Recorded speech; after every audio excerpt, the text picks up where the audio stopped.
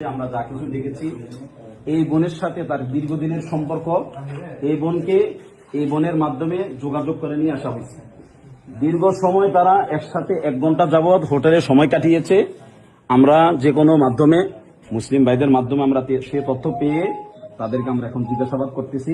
তাদের অনেক ছবি আদান প্রদান হয়েছে, বিশেষ করে এই বোনের সাথে এই হিন্দু মালাউনের ইসকনের সদস্য তার অনেক ছবি আদান প্রদান হয়েছে হোয়াটসঅ্যাপে এবং ইমুতে তার সাথে কথোপকথন আছে।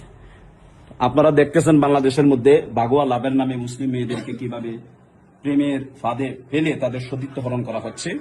সেই হিসাবে আমাদের এই মুসলিম বোনদের সতীত্ব রক্ষা করার জন্য, আমাদের ধর্মকে বাঁচানোর জন্য আমরা আজকে উদ্যোগ নিয়েছি। অন্য কোনো উদ্দেশ্য আমাদের এখানে নাই।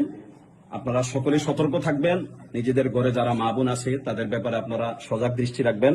আল্লাহ তাআলা আমাদের মুসলিম বোনদেরকে হেফাজত করুক হিন্দুত্ববাদের আগ্রাসন থেকে এবং ইসকনের বয়াল থাবা থেকে, তাদের সতীত্ব নষ্ট করার যে ষড়যন্ত্র, এই ষড়যন্ত্র থেকে আল্লাহ তাআলা আমাদের বোনদেরকে হেফাজত করুক।